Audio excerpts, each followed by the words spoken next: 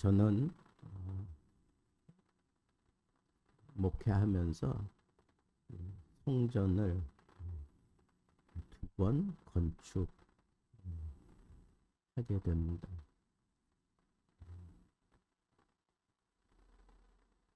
큰 액수를 쏟아 부으면서 성전을 지을 그때는 재정적으로 어느 정도 준비되어 있었기 때문에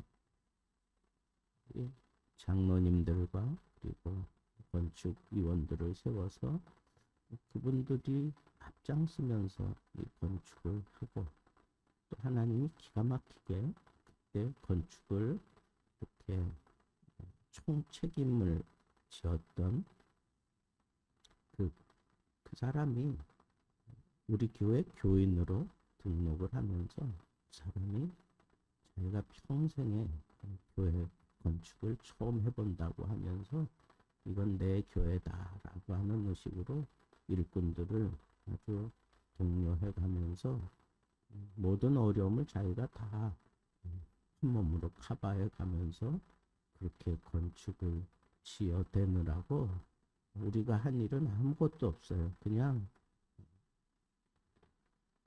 토요일마다 산꼭대기에 올라가서 교회의 지도자들과 함께 밤새워 부르짖고 내려온 일, 그거밖에는 기억이 없습니다. 그런데 정말 아름답게 그 지역에서 다 부러워할 만한 그런 아담하고 아름답고 그리고 멋있는 그런 교회를 건축했었습니다. 그러다가 이제 제가 그런 조직 교회 잘 되어 있는 교회를 떠나서 이렇게 서울로 다시 올라와서 사역을 하면서 하나님의 섭리 속에서 생각지 못했던 이 개척을 하게 됩니다. 그리고 그 개척을 하면서 참 하나님의 은혜를 너무너무 참 많이 경험을 하게 됩니다. 재정적으로 풍성해서 그런 게 아니라 재정에 상관없이 저와 저희 집사람과 우리 가족들에게 또 교인들조차도 그냥 마음의 평안함을 갖게 하나님이 하셨어요. 그래서 어려움 없이 그렇게 잘 지내고 있었는데 갑자기 생각지 않은 일이 생겨서 저희가 그냥 그 교회를 떠날 수밖에 없는 상황이 돼서 지금 이 성전으로 이사 오게 됩니다. 저희는 가진 게 아무것도 없습니다. 저희 교회 구조상 그렇게 되어 있습니다. 그래서 아무것도 없는데 정말 하나님께서 제가 생각해도 이게 하나님의 은혜지, 하나님의 은혜가 아니면 아니지, 안 되지 하는 그런 생각이 들 정도로 정말 이건 하나님이 이렇게 조그마하지만 이렇게 성전을 건축할 수 있도록 하나님이 하셨습니다. 저는 그래서 그런 생각을 해봤어요. 이거 뭐 다 설명드릴 수는 없지만 성전은 돈으로 짓는 게 아니구나. 그런 생각이 제 마음속에는 아주 누가 뭐라 그래도 아주 확실하게 그렇게 잡혀 있는 것을 솔직하게 고백할 수 있습니다. 정말 우리는 가진 게 없어요. 그런데 하나님께서 하나님의 사람을 붙여주시고 그리고 그가 가지고 있는 노하우를 다 동원해서 자기가 헌신을 해서 이 성전 꾸미는 데 있어서 반 이상을 그냥 다 자기가 헌신하고 투자해 가면서 이렇게 성전을 건축할 수 있었습니다. 제가 무슨 아이디어를 낸 거 없어. 그 친구가 이렇게 아이디어를 이렇게 저렇게 가미해 가면서 이렇게 성전을 아름답게 꾸며 주었습니다. 제가 가지고 있는 것으로는 뭐 이렇게 꾸미고 뭐 이럴 만한 그런 생각도 하지 못했습니다. 근데 하나님께서 이렇게 꾸미게 하시고 또 이렇게 성전 기물들도 저희는 그냥 맨몸으로 거기서 떠날 수밖에 없었기 때문에 아무것도 들지 않고 왔기 때문에 모든 걸 다 채워야 되는데 하나님께서 이 마이크, 스피커, 뭐 강대상, 이 의자, 뭐 등등의 모든 것들을 정말 하나님의 사람들을 하나님이 보내서 아니 그만하시라고 안 해도 된다고 저는 그렇게 만류하는데도 아니라고 끝까지 그렇게 우기시면서 이렇게 하나하나 다 채워 주셨습니다. 저는 이런 생각을 하면서 내가 정말 하나님을 위해서 한 게 아무것도 없는데 저 그냥 하나님을 향한 이 순수한 마음 그리고 이 정말 이제는 은퇴를 바라보는 나이다라고 생각할 수 있는 그런 나이에 이렇게 또 성전을 건축하는 현장에 제가 서 있었다는 게 이게 참 영광스럽구나. 이 성전에 들어와서 사람들이 걱정을 많이 했어요. 아무것도 없는 거 아는데. 그런데 이렇게 아름답게 성전이 지어진 걸 보고 자기들이 생각했던 것보다는 너무 아름답게 성전이 지어진 걸 보고 사람들마다 와서 만면에 아주 미소를 띠고 기뻐하는 거예요. 그럴 때마다 하나님이 하셨지요. 하나님이 하신 하나님의 작품입니다. 제 속으로는 그렇게 대답을 하고 있습니다. 다윗도 아마 그랬던 것 같아요. 이 성전에 대한 이 열정이 그 사모함이 그 마음 속에 막 굴뚝같이 일어날 수밖에 없었던 게 여호와의 궤를 모셔다가 장막 안에 두기는 했는데 또 기브온에 성막이 있고 여기서도 또 대제사장과 제사장들이 그 사역을 이중으로 하고 있는 이런 모습들 그리고 하나님의 나라가 하나님의 이 신정 국가가 예루살렘을 통해서 이루어지기를 그렇게 갈망하던 다윗이 온 백성들의 마음이 이 여호와의 궤에 있었다라고 하는 사실을 그가 친히 피부로 느꼈기 때문에 그는 정말로 성전을 짓고 싶었습니다. 그러면서 한편으로는 죄송스러운 마음이죠. 나는 이 상하궁, 나는 이 백향목 궁에 나는 이렇게 모든 걸 누리고 있는데 여호와의 궤는 휘장 밑에 있도다. 그냥 이렇게 장막 그 가운데 있는 게 이게 그냥 마음에 늘 걸리고 쓰이는 거예요. 그래서 그런 고백을 합니다. 여호와의 궤는 휘장 아래 있도다. 이 소리를 들은 나단 선지자가 다윗 왕에게 격려하며 말씀합니다. 하나님이 당신과 함께 하는데 뭘 주저하느냐. 그 마음에 드는 생각대로 그냥 그렇게 하시면 됩니다. 라고 그렇게 선지자가 다윗을 그렇게 격려하고 그렇게 위로합니다. 그런데 하나님의 생각은 그게 아니었습니다. 그래서 그 밤에 나단 선지자에게 하나님이 말씀하십니다. 그리고 가서 다윗에게 내가 너에게 말한 그대로 가서 다윗에게 전하라. 그렇게 얘기하는 것이 오늘 본문의 내용입니다. 나단 선지자가 받은 여호와의 말씀의 내용은 아주 단순합니다.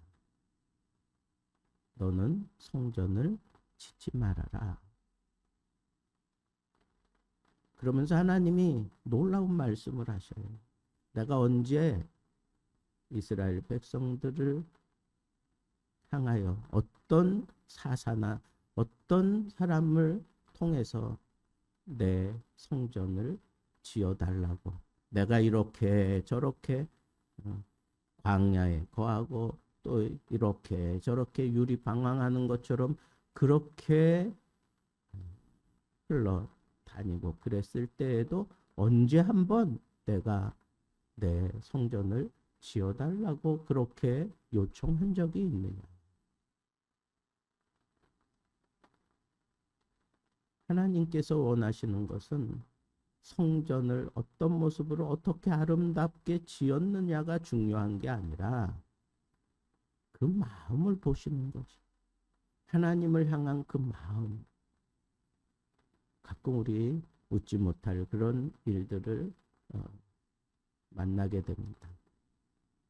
자기 아버지 팔순잔치라고 손님들을 다 불러 모아가지고 그냥 우리가 이렇게 성공했습니다. 그러면서 그 찾아온 사람들에게 갈비 대접을 쫙 하는 거예요.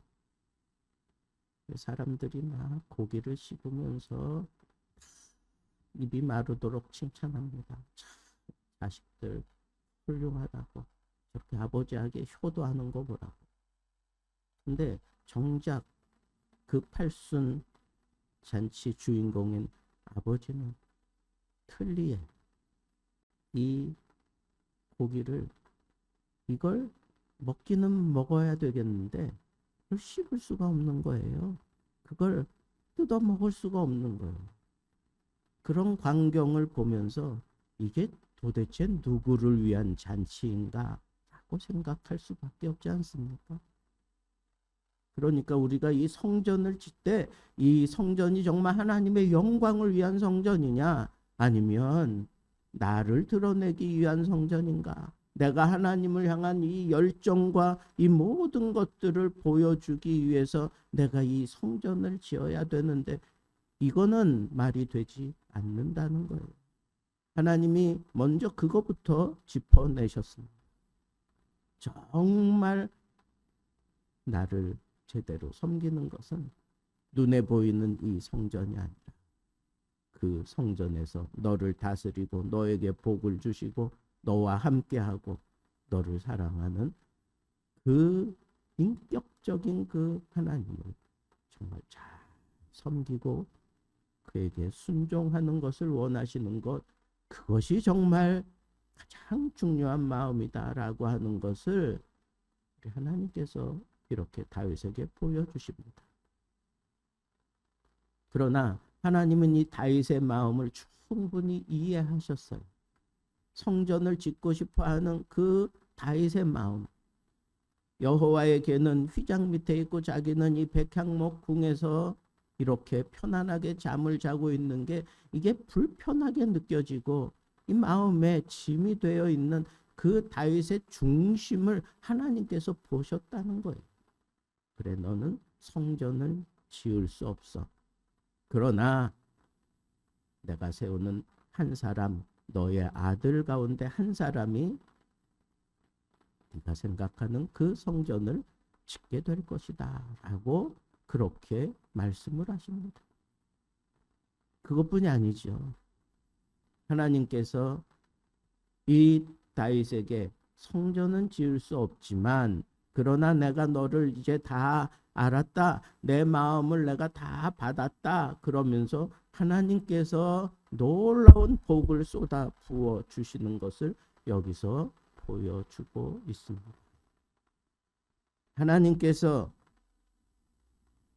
거절은 하셨지만 다윗의 마음을 기쁘게 받으셨다는 거예요. 그러면서 하나님께서 다윗에게 복을 주시는데 어떤 복을 주시느냐? 언약을 통한 복을 주신다는 거예요.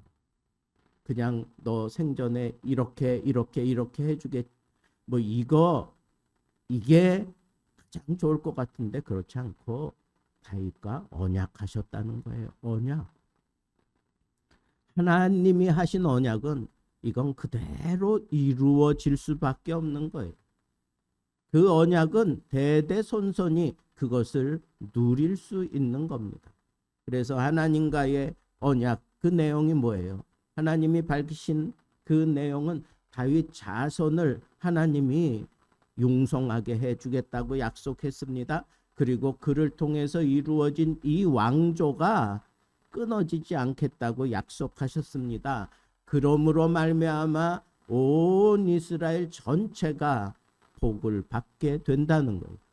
한마디로 얘기하면 다윗 너 때문에 너의 가정이 복을 받고 내가 다스리는 나라가 복을 받는다 라고 하는 것을 하나님께서 보여주시는 거예요. 왜?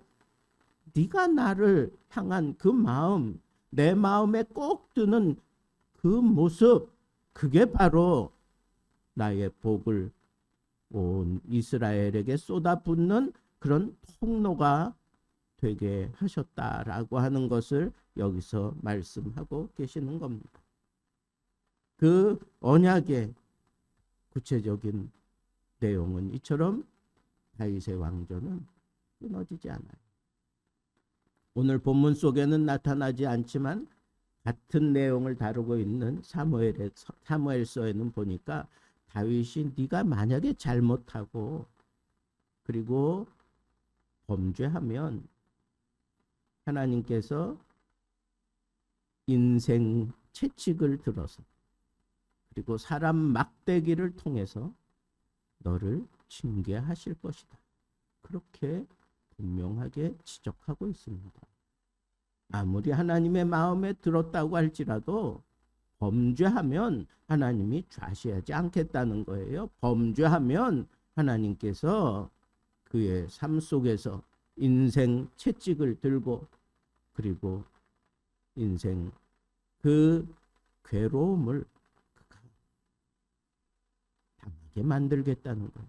그런데 잘 보시면 그것도 그를 다루어 가시는 거예요. 그게 무슨 얘기입니까? 너 다시는 이와 같은 죄를 범하지 마라 라고 하는 것을 위해서 징계하시는 거지, 그를 완전히 끊어내기 위해서, 완전히 초죽음 되게 만들기 위해서 징계하시는 게 아닙니다. 그래서 다윗은 하나님과의 이 언약을 통해서 그의 왕조가 끝까지 유지되고 있습니다. 그러면서 네가 세우려고 하는 이 하나님의 나라, 네가 섬기려고 하는 나를 향한 이 성전을 통한 이 중심, 결국은 이루어진다. 누굴 통해서? 예수 그리스도를 통해서, 메시아를 통해서, 너의 후손으로 오실 메시아를 통해서 너의 그 꿈이 완전하게 이루어진다라고 하는 것까지 언약을 하십니다. 저는 이 세상 살면서 하나님의 언약을 통째로 받은 사람, 그러면 제일 먼저 다윗을 얘기합니다. 그가 감당할 수 없는 크기의 그 모든 복을 받았습니다. 여러분 꼭 기억하십시오. 그 복이 언약을 통해서 완성되었다는 것. 그 언약, 여호와의 말씀을 통해서 너는 받은 바 이 모든 말씀을, 이 계시를 다윗에게 전하라 그랬더니 나단이 가서 이 말씀대로, 계시대로 다윗에게 그대로 전하니라. 그대로 전해받은 내용의 모든 복은 한마디로 얘기하면 하나님이 너를 떠나지 않는다 하는 것, 끝까지 너와 함께 하신다라고 하는 거예요. 그래서 너를 세계 모든 민족 가운데 존귀한 자로 만들 것이다. 내 후손들이 너로 말미암아 복을 받을 거야. 너의 가정이 너로 말미암아 복을 받을 거야. 이 나라가 너로 말미암아 존귀함을 누리게 될 거야. 모든 인생이 너의 후손 예수 그리스도를 통하여 구원을 얻게 되고 그의 통치를 받게 될 거야. 저는 다윗이 참 부럽습니다. 이와 같은 복을 받을 수 있었던 그 원인 하나 있어요. 하나님 마음에 합한 사람. 하나님의 그 마음에 꼭 들었던 다윗처럼 오늘도 하나님 나를 하게 보시옵소서. 나를 그 마음에 품고 사랑해 주옵소서 하는 이런 중심을 가지고 이 하루도 승리하시고, 여러분 한 사람 때문에 하늘의 복의 문이 열리고, 나 한 사람 때문에 가정이 복을 누리고, 교회가 복을 누리고, 내 기업이 복을 누리고, 이 나라 이 민족이 복을 누릴 수 있는 하나님의 통로가 되는 것, 하나님 마음에 합한 사람이 되는 거다 생각하시고 오늘 하나님 앞에 진지한 고백을 하며 이 하루를 승리할 수 있기를 우리 주님의 이름으로 축복합니다.